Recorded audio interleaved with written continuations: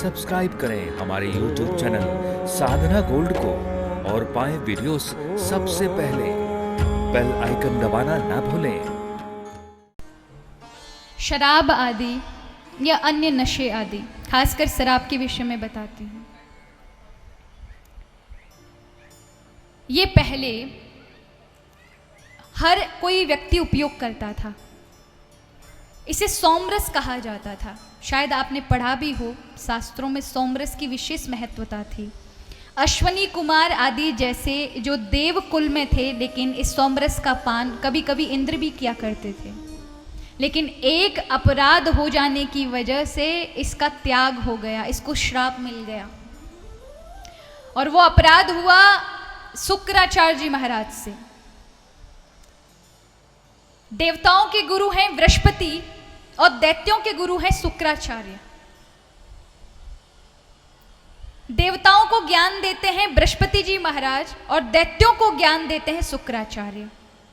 दैत्य शुक्राचार्य को इसलिए गुरु मानकर बैठे हैं क्योंकि उनके पास एक विद्या है जो कि भगवान शिव की करोड़ों वर्ष उल्टे लटक कर धुआं पी करके करोड़ों वर्ष तक तपस्या की, तब वो विद्या उन्हें मिली। और वो विद्या है संजीवनी मंत्र। यानी कोई मर जाता है तो शुक्राचार्य अपने उस मंत्र का उपयोग करके उसे जीवित कर देते हैं। ये विद्या केवल और केवल पूरे उस ब्रह्मांड में शुक्राचार्य के पास है, और वो भी उन्होंने कठिन तपश्चर्या से ली थी।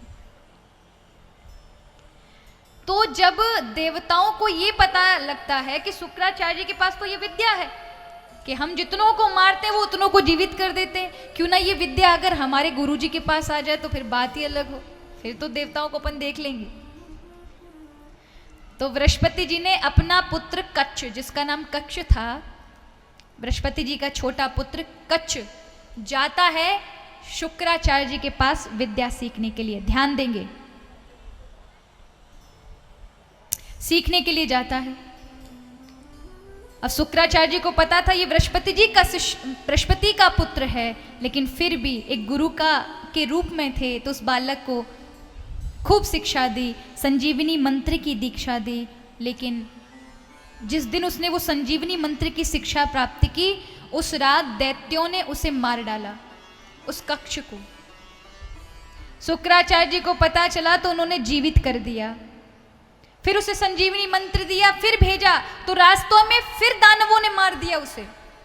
शुक्राचार्य जी ने ध्यान से देख लिया, उसे दोबारा से जीवित कर दिया।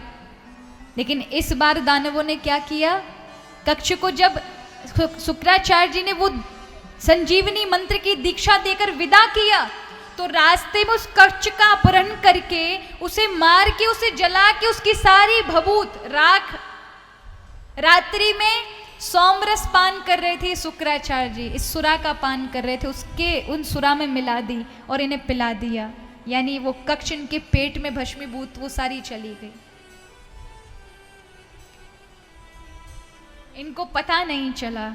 सुबह जब ये अपने कार्य से निवृत्त होकर आते हैं तब अंदर से आवाज आती है, गुरुजी मैं आपके पेट में हूँ, इन्होंने मुझे मारकर मेरी राख आदि बना करके आपको उस सोमरस में पिला दिया।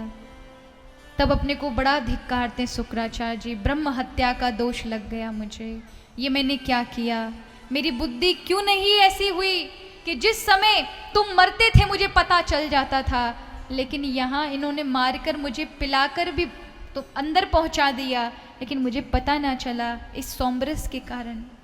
आज से मैं श्राप देता हूँ,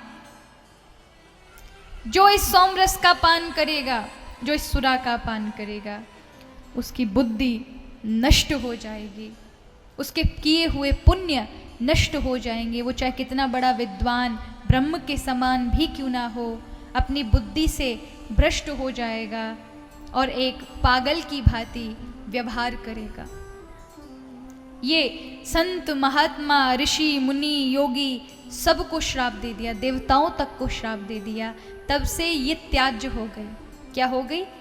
त्याज्य हो गई। इसको जो भी पिएगा उसके जीवन के अनंत पुण्य तत्क्षण नष्ट हो जाएंगे, भस्मीभूत हो जाएंगे।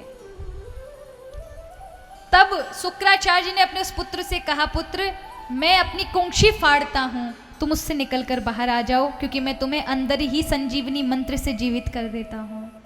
तब संजीवनी मंत्र से अंदर ही जीवित किया और कहते फिर फाड़ के कुंक्षी कक्ष बाहर आ गए और उन्होंने शुक्राचार्य जी को जीवित कर दिया। तो इस प्रकार से ये तब से त्याज्य हो गए।